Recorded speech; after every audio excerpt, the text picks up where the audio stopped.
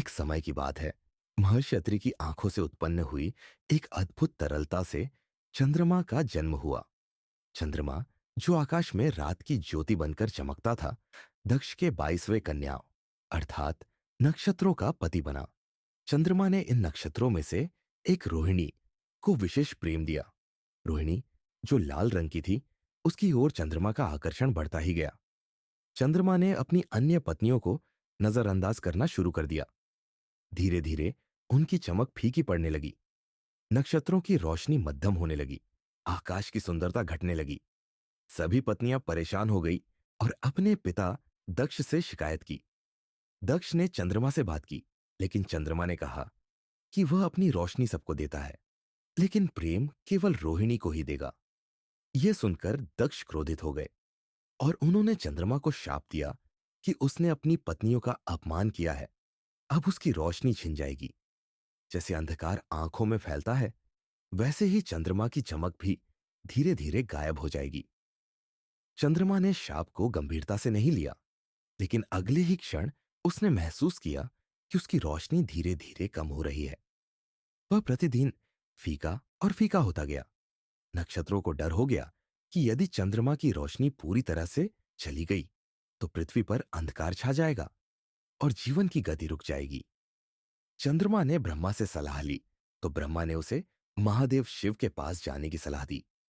चंद्रमा पश्चिमी तट पर पहुंचा और वहां समुद्र के किनारे शिवलिंग बनाकर महामृत्युंजय मंत्र का जाप करने लगा। वह बिना हिले डुले बैठा रहा, चाहे समुद्र की लहरें उसे बहा कर ले जाती, चाहे नमकीन पानी उसकी त्वचा में जलन डालता। उसकी देह सड़ रही थी, लेकिन आत्मा मजबूत थी। एक दिन जब चंद्रमा की आंखें खोली, तो देखा कि समुद्र के किनारे एक जोड़ी पदचिह्न है। वह शिव थे। शिव ने चंद्रमा से पूछा कि वह क्या चाहता है। चंद्रमा ने कहा कि वह अपना अस्तित्व वापस चाहता है, क्योंकि दक्ष का शाप उसे नष्ट कर रहा था और उसकी रोशनी चली जा रही थी। शिव ने उत्तर दिया कि शाप को वापस नहीं लिया जा सकता, क्योंकि यह बहुत शक्तिशाली था, लेकिन वह इसे कुछ बदल सकते थे। शिव ने कहा कि चंद्रमा को धीरे धीरे अपनी रोशनी खोने का अनुभव होगा और एक दिन वह पूरी तरह से अंधकार में खो जाएगा। फिर अगले दिन वह फिर से चमकेगा। यह प्रक्रिया निरंतर चलेगी। चंद्रमा बढ़ेगा और घटेगा, जैसे जीवन और मृत्यु का चक्र चलता है। जब वह पूरी तरह अंधकार में डूबेगा तो वह अमावस्या होगी, और जब वह पूरी तरह से उज्जवल होगा तो वह पूर्णिमा होगी।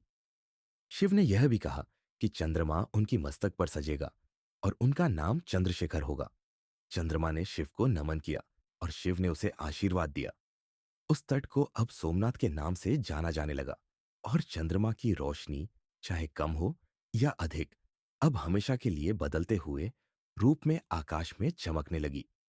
चंद्रमा ने अपनी पत्नियों से माफी मांगी और सबके साथ अपने प्रेम को बांटने का वचन लिया, लेकिन यह वचन भी वह पूरा नहीं कर सका।